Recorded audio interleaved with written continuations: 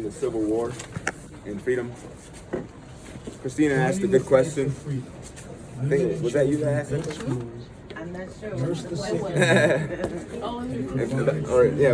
About who freed? Did the government free the slaves, or did the slaves free themselves?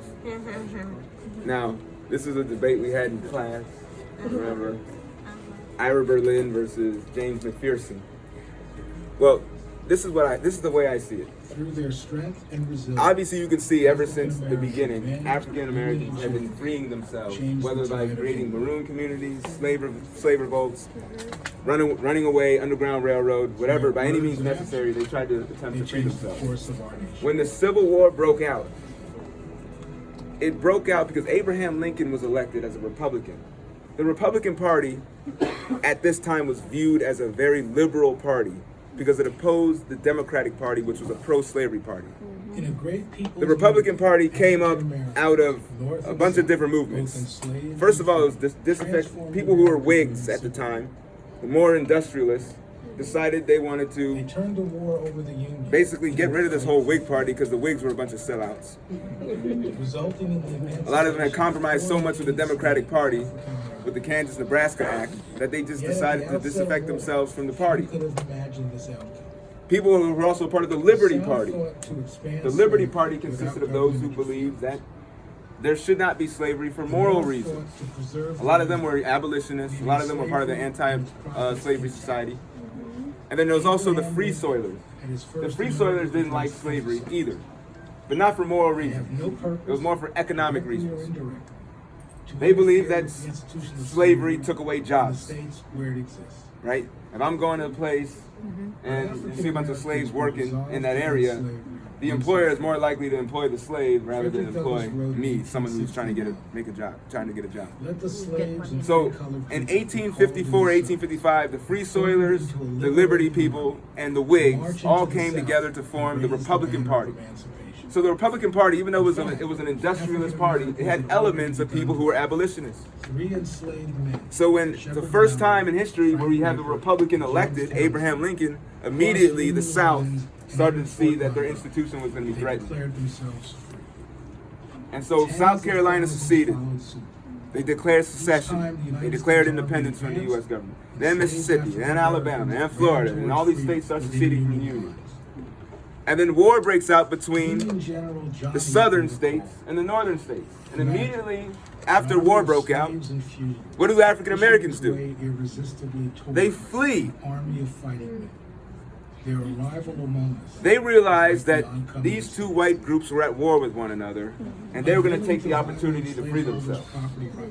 The United States hesitated. They make it seem like sometimes in your history books that Abraham Lincoln freed the slaves. But in Abraham Lincoln's inaugural address, he said, "I am not going to touch slavery where it already exists." This is what he said. Abraham Lincoln also even said in a lot of his debates with Stephen Douglas and other people that he is not necessarily anti-slavery. He thinks it's morally wrong, but he's not going to try to end it because he thinks that it's unconstitutional to end slavery. On January 1st, 1860. He even wrote a letter to Horace Greeley in 1862. Abraham Lincoln said to Horace Greeley, another politician, "If I can save the Union without freeing a single slave, I would. If I can save the Union with freeing some and leaving others, I would also do that. And if I can save the Union with freeing all the slaves, I would also do that." So Abraham Lincoln's main objective was what? Wearing the uniform of the United States. Save the Union. It was not about freeing the slaves. But as soon as the war broke out, 100,000 African Americans fled their masters and joined Union lines. And even it was policy in this country that African Americans could not fight in the military since 1792. But once the Union generals started realizing they were getting their butt kicked in certain battles, and the African Americans insisted upon taking up arms to fight against their former slave masters, what do you think those same generals did? Your enemy's enemy is your ally. The first colored troops did not receive any. So these African Americans insisted on helping. Soldiers, spies, guides, pioneers, nurses, whatever they could do to help, they did. And this changed the whole narrative of the war. By the middle of the war, Fight for freedom. this is when Women and Abraham children Lincoln gives the built Emancipation Proclamation. Nurse the sick and wounded. And then halfway through Provided food and 1863, in extending the summer, groundwork for a free he gives his famous Gettysburg Address, where he starts quoting the lines of the Declaration of Independence, all men are created equal. His tone has changed. This is something that you're never really told in the history class. African American men, women, and children. So by the end of the war, 13th Amendment is introduced, abolition of slavery, and African Americans are free.